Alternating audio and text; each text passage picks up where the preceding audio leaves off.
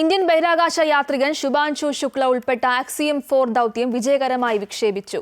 America, Hungary, Poland എന്നിവിടങ്ങളിൽ നിന്നുള്ള ബഹിരാകാശ യാത്രികരും ദൗത്യത്തിന്റെ ഭാഗമാണ്. വ്യാഴാഴ്ച ഇന്ത്യൻ സമയം വൈകിട്ട് 4:30 പേടകം രാജ്യാന്തര ബഹിരാകാശ നിലയത്തിലെത്തും. 5, 4, 3, 2, 1. Ignition. ഫ്ലോറിഡയിൽ നാസയുടെ കെനഡി സ്പേസ് സെന്ററിൽ നിന്ന് ഇന്ത്യൻ സമയം ഉച്ചയ്ക്ക് 12:01 വിക്ഷേപണം. പുതുതായി വികസിപ്പിച്ചെടുത്ത സ്പേസ് എക്സ് ഡ്രാഗൺ ബഹിരാകാശ പേടകത്തിൽ ഫാൽക്കൺ 9 റോക്കറ്റ് ഉപയോഗിച്ചാണ് ദൗത്യസംഘത്തിന്റെ യാത്ര. അന്താരാഷ്ട്ര ബഹിരാകാശ നിലയത്തിലെത്തുന്ന ആദ്യ ഇന്ത്യക്കാരനാണ് ശുഭാൻഷു.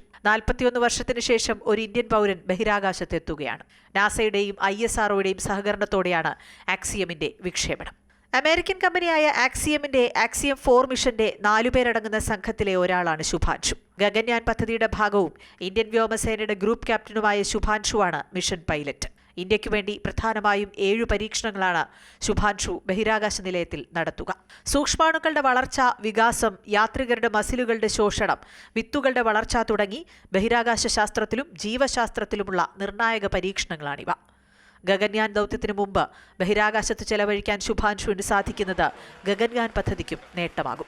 ബഹിരാകാശത്ത് ഏറെ പരിചയസമ്പത്തുള്ള നാസയുടെ ബഹിരാകാശ യാത്രിക പെഗി വിറ്റ്സൺ മിഷൻ തലപ്പത്തുണ്ട്.